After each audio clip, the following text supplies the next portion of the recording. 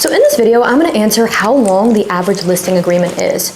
Now, I do have to say that this is kind of a taboo topic because technically there isn't supposed to be like a public average listing agreement length, to be honest. Like that's something that's like real estate agents just don't want to talk about it. And they definitely don't want to talk about it to potential clients like you. So I don't care what is standard in the industry, honestly. I am here to help provide value to you. That's all I care about. So I don't really care what other people in the industry think, to be honest. I'm going to show you and tell you exactly what is going on behind the scenes at all times. So to be honest, the average listing agreement that almost every agent goes for is 6 months. So there is an exception to this rule. And the biggest exception to this rule is if you're dealing with a $1 million or multi-million-dollar property. Typically, we tend to suggest that you go for a little bit of a longer listing agreement. And the reason why is because when you're dealing with the million and multi-million especially bracket of price, it takes longer to sell those properties. And I know that there are some homeowners out there that probably don't want to hear that, but it's just the truth. Most of the time, it really takes longer to sell that property at market value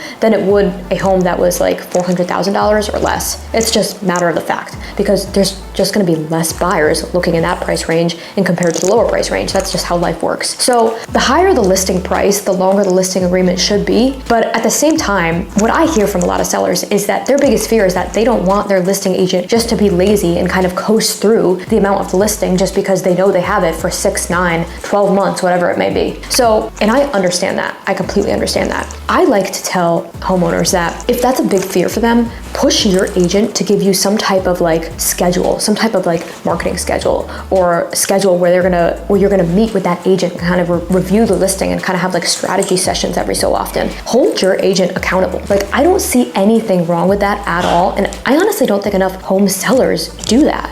So I think that's something that really is, it's gonna set a good agent apart from a great agent. Someone who you provide them with that challenge, they're gonna take it head on and be like, sure, I'd love to give you that marketing schedule. I'd love to give you those strategy sessions that you want, because that's gonna help both them and of course you. So why not push them a little bit? But yes, to be honest, the average listing agreement typically in most markets is gonna be about 6 months.